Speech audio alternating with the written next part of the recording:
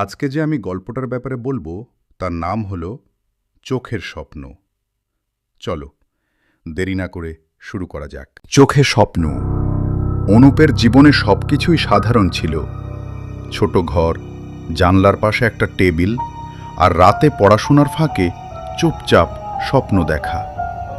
সে বিশ্বাস করত স্বপ্নই মানুষকে বাঁচিয়ে রাখে। ভালোবাসা আসুক বা না আসুক, স্বপ্ন থাকা দরকার। সেদিন পুরনো বাড়িটার ঘর পরিষ্কার করতে গিয়ে সে ছবিটা পেয়েছিল। ছবিতে শুধু এক জোড়া চোখ, কোনো মুখ নেই, কোনো দেহ নেই, তবু চোখ দুটো অদ্ভুতভাবে জীবন্ত, গভীর, শান্ত আর কেমন যেন কষ্টে ভরা। অনুপ ছবিটা নিজের ঘরে এনে দেয়ালে ঝুলিয়ে দিল। প্রথম দিন কিছুই হয়নি, দ্বিতীয় দিনও না, কিন্তু তৃতীয় রাতে পড়তে বসে হঠাৎ সে টের পেল চোখ দুটো তাকে দেখছে না, স্বপ্ন দেখছে। তার বুকের ভেতর কেঁপে উঠল। সেই রাতেই প্রথম শব্দটা সে শুনেছিল, তুমি এখনো স্বপ্ন দেখো?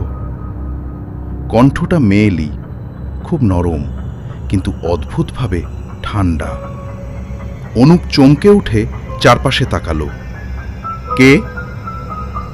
আমি আরশি, এই চোখের ভেতরেই আমার বাস। ঘরটা হঠাৎ কেমন নিস্তব্ধ হয়ে গেল। বাতাস ভারী, ছবির চোখের কোণে আলো কেঁপে উঠল। অনুপ ভয় পেল, কিন্তু পালালো না, কারণ ওই কণ্ঠে ভয়ের চেয়ে বেশি ছিল একাকিত্ব। আরশি ধীরে ধীরে কথা বলতে লাগল। একদিন সে বেঁচে ছিল, স্বপ্ন ছিল, ভালোবাসার স্বপ্ন।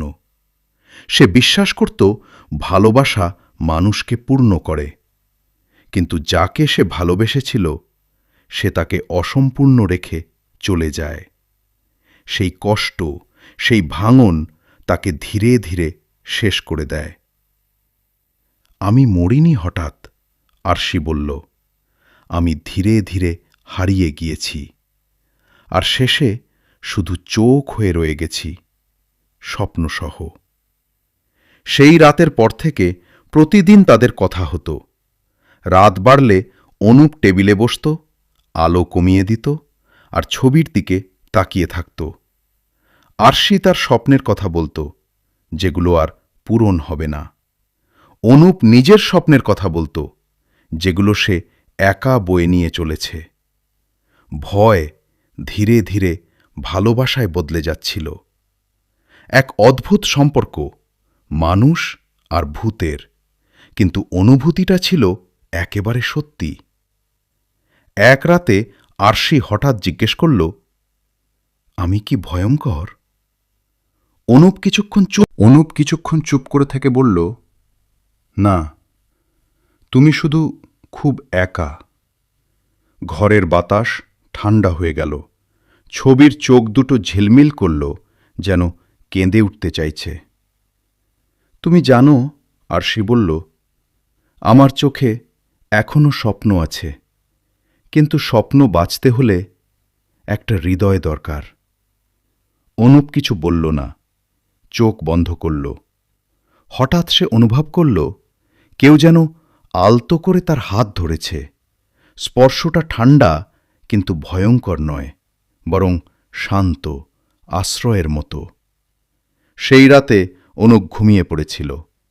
সকালে ঘুম ভেঙে সে দেখল দেয়ালে আর ছবিটা নেই।